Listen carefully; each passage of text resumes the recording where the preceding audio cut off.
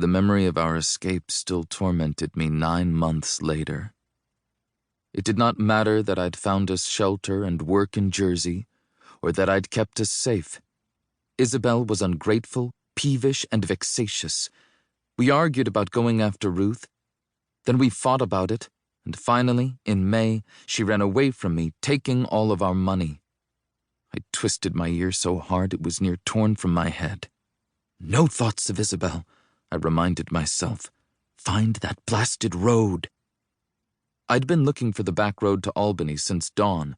On account of my former boss, Trumbull was a cabbage-head and a cheat.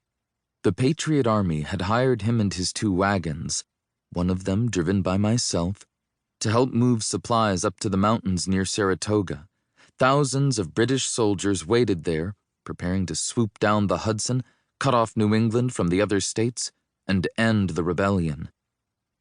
Trumbull cared not for beating the British or freeing the country from the king. He cared only for the sound of coins clinking together. With my own eyes, I saw him steal gunpowder and rum and salt from the barrels we hauled. He'd filch anything he could sell for his own profit. 'Twas not his thieving from the army that bothered me. 'Twas his thieving from me. I'd been working for him for 3 months and had no coin to show for it. He charged me for the loan of a ragged blanket and for anything else he could think of, so he never had to hand over my wages. The night before, I'd finally stood up to him and demanded my money. He fired me. Of course, I robbed him. You would have done the very same.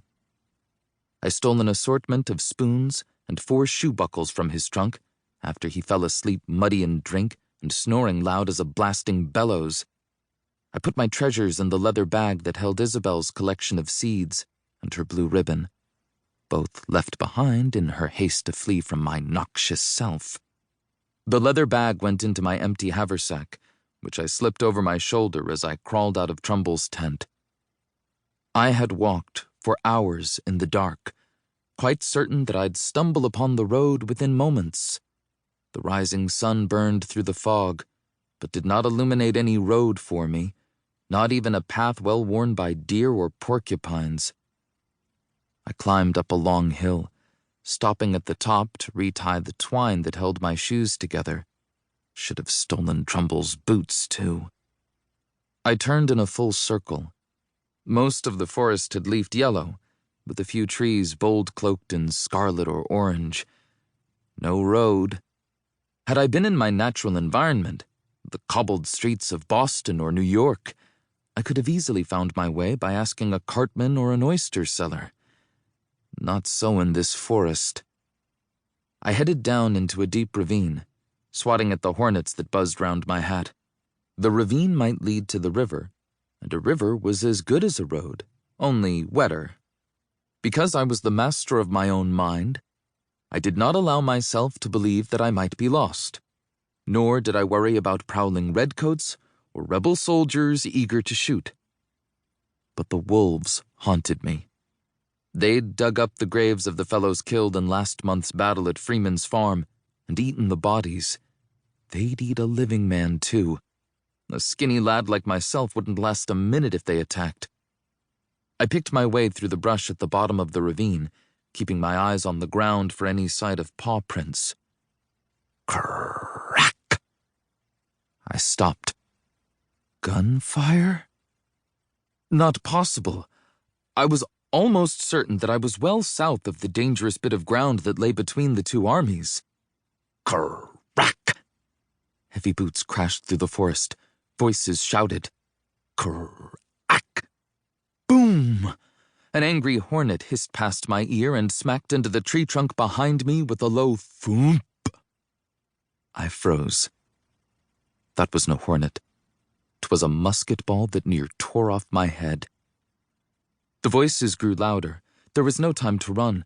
I dropped to the ground and hid myself behind a log. A British redcoat appeared out of a tangle of underbrush, a dozen paces ahead of me, and scrambled up the far side of the ravine. 3 more British soldiers followed close on his heels, hands on their tall hats to keep them from flying off, canteens and cartridge boxes bouncing hard against their backsides. There was a flash, and another crack, boom. A dozen rebel soldiers appeared, half in hunting shirts, the rest looking like they just stepped away from their plows.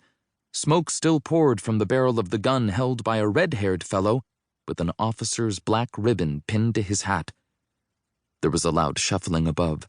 A line of redcoats took their position at the edge of the ravine and aimed down at the rebels. "Present!" the British officer screamed to his men. "Present!" yelled the American officer. His men brought the butts of their muskets up to their shoulders and sighted down the long barrels, ready to shoot and kill. I pressed my face into the earth, unable to plan a course of escape. My mind would not be mastered, and thought only of the wretched, lying, foul, silly girl who was the cause of everything. I thought of Isabel, and I missed her. "Fire!"